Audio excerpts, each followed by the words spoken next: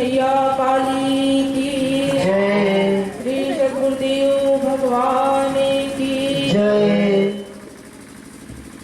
मेरे पति गौरी गणेश की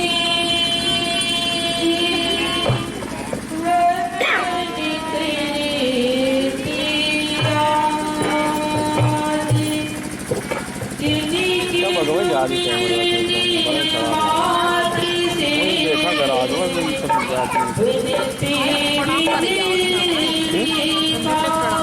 सब बोलिए माता भगवती मैया काली चला जाती है। जय। सद्गुरुदेव भगवान की जय। बहुआयमा की पावन धरती पर पावन नगरी के मंच पर विराजमान परम पूज्य श्री सद्गुरुदेव भगवान एवं सूक्ष्म रूप में विराजमान माता भगवती माँ काली के चरण कमलों में प्रणाम करती हूँ और यहाँ पर उपस्थित हमारे भवानी जन सेवा संस्थान के सभी पदाधिकारीगण, भक्तगण, कार्यकर्तागण एवं दूर दराज से आए हुए सभी धर्म प्रेमी भाई बंधुओं को एवं समस्त ग्रामवासियों को, समस्त मातृ शक्तियों को भवानी जन सेवा संस्थान की ओर से बहुत बहुत स्वागत करती हूँ, वंदन करती हूँ, प्रणाम करती हूँ और आप सभी से सादर भेंट होने की करती हूँ। मेरे धर्म प्रेमी बंधुओं, यह जो मानव का जीवन होता है, जो अत्यंत दुर्लभ माना गया है, तो वह सार्थक कैसे हो सकता है, सफल कैसे हो सकता है, इसी विषय पर आज हम सभी चर्चा करेंगे। क्योंकि आज हम सभी संसारिक वस्तुओं को समेटने में ही अपनी सार्थकता समझते हैं कि हमारे पास गाड़ी हो जाए, मकान हो जाए, धन संपदा सब कुछ हो जाए, मान प्रतिष्ठा पद सब कुछ हो जाए तो हमारा जीवन सार्थक हो जाएगा। लेकिन मेरे धर्म प्रेमी बंधुओं, यह संभव नहीं होता। भले ही हमारे पास 10 गाड़ियां हो जाएं, फिर भी हमारी जिज्ञासा बढ़ती चली जाती है। हमारे पास 10 कमरे बन जाएं, फिर भी हमारी जिज्ञासा बढ़ती चली जाती है। धर्म प्रेमी बंधुओं, इससे यह अनुभव किया जा सकता है कि यह हमारे जीवन की सार्थकता नहीं है, क्योंकि इन सभी वस्तुओं को छोड़कर हमें जाना पड़ता है।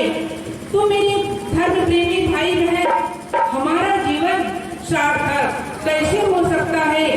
तो मेरे भाई बहन, जिस प्रकार से हमें फसल पाने के लिए, किसी भी पौधे से फल पाने के लिए हमें उसमें बीज की आवश्यकता होती है और समय समय पर खाद और पानी डालने की आवश्यकता होती है।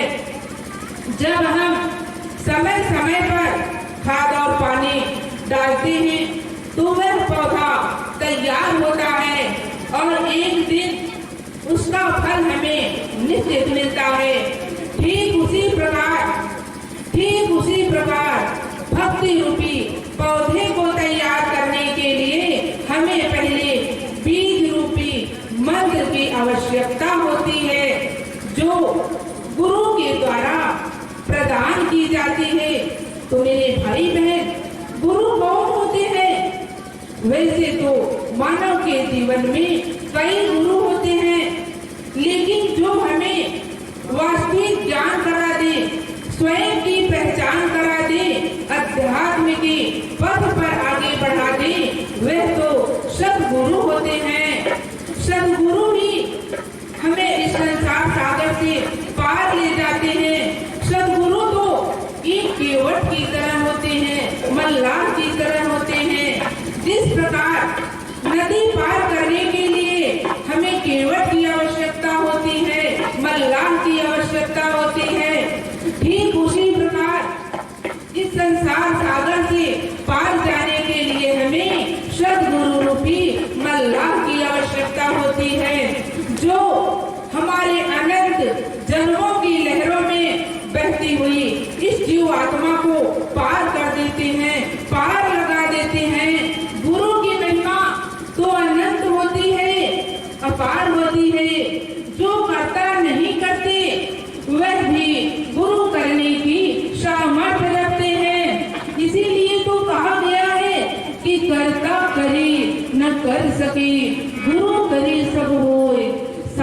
द्वीप नौ खंड में गुरु से बड़ा न को। मेरे धर्म प्रेमी बंधुओं, जो पर्दा नहीं करती वह भी गुरु करने की सामर्थ्य रखती है। गुरु के बिना ज्ञान की प्राप्ति नहीं हो सकती, गुरु के बिना मोक्ष नहीं मिल सकता, गुरु के बिना किसी भी प्रकार से दोषों से मुक्ति नहीं मिल सकती। ऐसी गुरु की महिमा होती है। धर्म प्रेमी बंधुओं, वैसे तो मानव के जीवन में प्रथम गुरु तो माता पिता ही होते हैं, जो हमें चलना सिखाते हैं, बोलना सिखाते हैं, भोजन करना सिखाते हैं और मेहनत मजदूरी करके पढ़ा लिखा कर खुद के पैरों पर खड़ा होने की काबिल बना देते हैं। एक माँ अपने बच्चे को योग्य नागरिक बनाने के लिए दिन रात मेहनत करती है। माँ की ममता तो अपार होती है। धर्म प्रेमी बंधुओं, माँ मेहनत मजदूरी करके पढ़ा लिखा करके अपने बच्चे को एक योग्य नागरिक बना देती है और जब बच्चा कमाने लगता है, घर से बाहर चला जाता है, जब कुछ दिनों में बेटा घर से वापस आता है तो पिताजी बोलते हैं कि बेटा तू कितना कमाया, और पत्नी दौड़ते हुए आएगी, बोलेगी कि आपने क्या लाया। लेकिन मेरे बंधुओं, माँ तो बोलती है, माँ बड़े प्रेम से बोलती है कि बेटा तूने कुछ खाया। ये होती है माँ की ममता, माँ का प्रेम। आप सब सोचे विचार करें कि जब बच्चे छोटे रहते हैं तो आपस में लड़ते हैं कि माँ मेरी है, माँ मेरी है। लेकिन वही बच्चे जब बड़े हो जाते हैं तो आपस में लड़ते हैं। फर्क बस इतना हो जाता है कि माँ मेरी नहीं, माँ तेरी है, माँ तेरी है। सभी प्रेमी बंधुओं, आप सब सोचे विचार करिए, जब बच्चे छोटे रहते हैं, बचपना रहता है, घर के सारे बिस्तर जब गीले हो जाते हैं तो माँ उस कड़ाके की ठंड में भी उन गीले बिस्तरों में सो जाती है।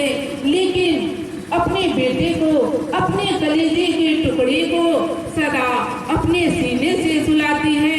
आज उसी माता पिता को बुढ़ापे में दर दर की ठोकरें खानी पड़ती है।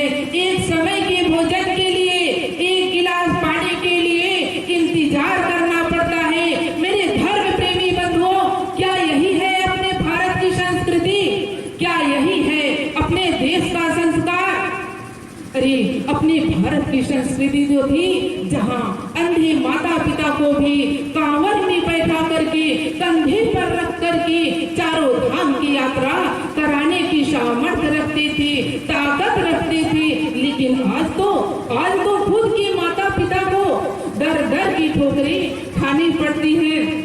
मेरे धर्म प्रेमी बंधुओं, हमारे गुरुदेव जी का कथन है और आज विगत कई वर्षों से हमारे गुरुदेव जी इस समाज को अवगत करा रहे हैं कि मानव जीवन के प्रथम गुरु माता पिता ही होते हैं। इसलिए सुबह उठकर माता पिता को प्रणाम करो, उनके चरण वंदन करो, माता पिता की सेवा करो।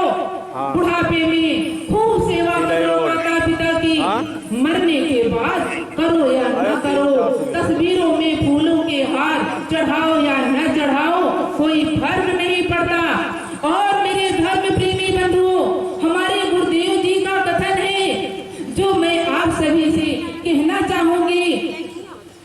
हमारे परम पूज्य गुरुदेव जी आज विगत कई वर्षों से हम सभी को यही अवगत करा रहे हैं और आज मैं आप सभी से यही कहना चाहूंगी कि सुन लो भैया, सुन लो बहना, सुन लो भैया, सुन लो बहना। सतगुरु जी का है यह कहना, माता पिता की सेवा करना, सारे तीर्थ घर में करना। धर्म प्रेमी बंधुओं, यदि माता पिता की सेवा करते हैं तो सभी तीर्थों का पुण्य फल प्राप्त हो जाता है। इसलिए सदा माता पिता की सेवा करें, उनके चरण वंदन करें, उनका सम्मान करें। और हमारे गुरुदेव का कथन है कि माता पिता को करो प्रणाम, माता पिता को करो प्रणाम, बनेंगे सारे बिगड़े काम।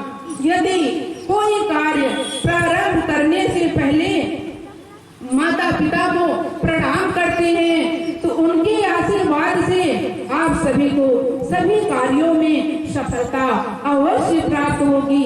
और मेरे धर्म प्रेमी बंधुओं, हमारे रामचरितमानस में श्री गोस्वामी ने, तुलसीदास जी ने बड़ा ही सुंदर लिखा है। क्या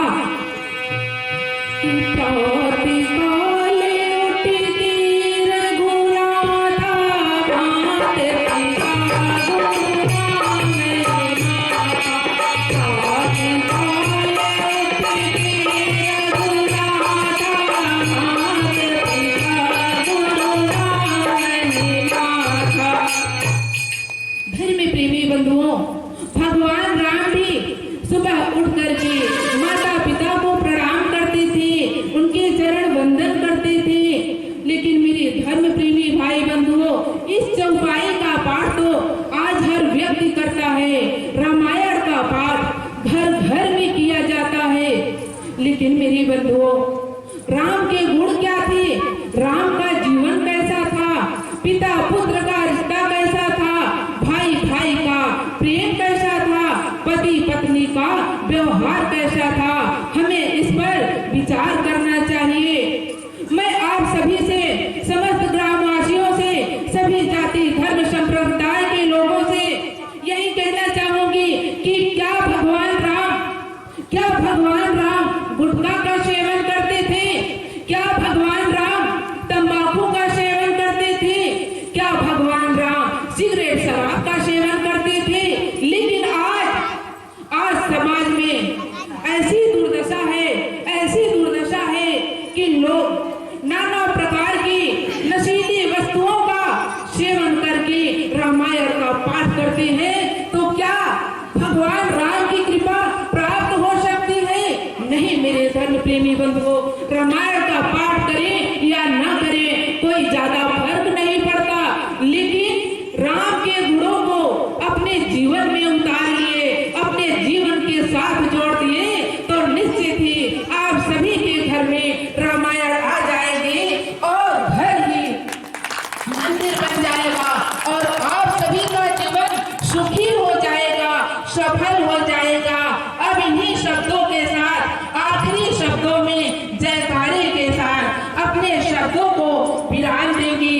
तो सभी दोनों हाथों को ऊपर उठाइए और बड़े ही श्रद्धा के साथ, बड़े ही भाव के साथ जय जय घोष करेंगी। जय भवानी, जय भवानी, जय भवानी, जय भवानी, जय सतगुरु भगवान, जय सतगुरु भगवान, जय सतगुरु भगवान, जय जय सतगुरु भगवान, जय जय श्री राम, जय जय श्री राम, जय जय श्री राम, जय जय श्री राम। धर्म प्रेमी बंधुओं, आज कार्यक्रम का लास्ट दिन है। आज जयकारे में कंजूसी तो बिल्कुल